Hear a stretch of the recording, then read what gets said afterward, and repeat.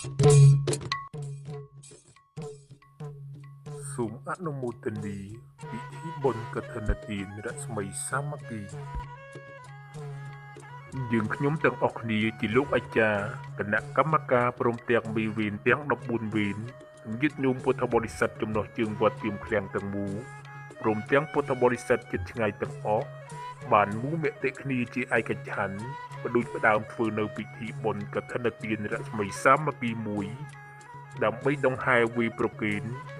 ព្រះភិក្ខុសង្ឃដែលគង់ចាំព្រះវស្សាអស់ត្រៃមាស3ខែ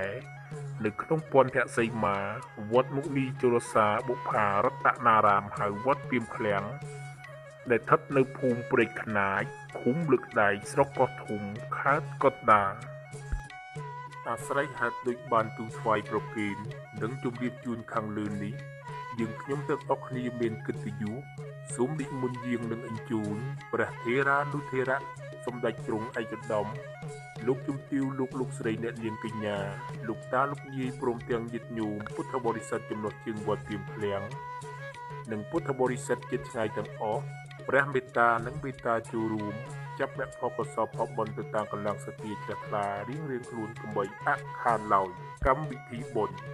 សូត្រមន្តថ្ងៃសុក្រ10កើតខែកដិកឆ្នាំម្សាញ់សប្តាហ៍ពុទ្ធសករាជ2569ត្រូវនឹងថ្ងៃទី31ខែតុលាឆ្នាំ2025វេលាម៉ោង 2:00 នាទីរសៀលជួបជុំញាតិញោមពុទ្ធបរិស័ទជិតឆ្ងាយទាំងអស់នៅលើសាលាធម្មសភាវត្តពីមឃ្លាំង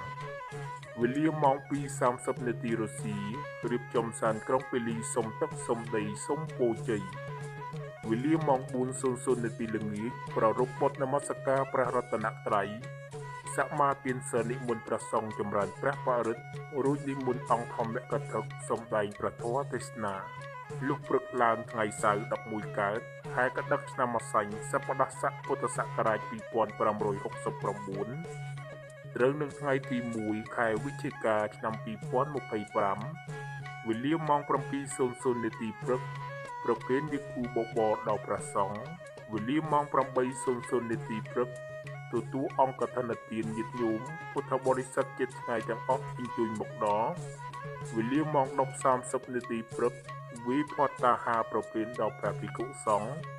វេលាម៉ោង 12:30 នាទីថ្ងៃត្រង់រៀបចំដង្ហែអង្គកឋិនទានប្រទក្សិណជុំវិញព្រះវិហារចំនួន3ជុំរួចវេប្រគេនព្រះភិក្ខុសង្ឃរួចព្រះសង្ឃពហុទេវីតាឆ្លងជាកិច្ចបង្ហើយបុណ្យ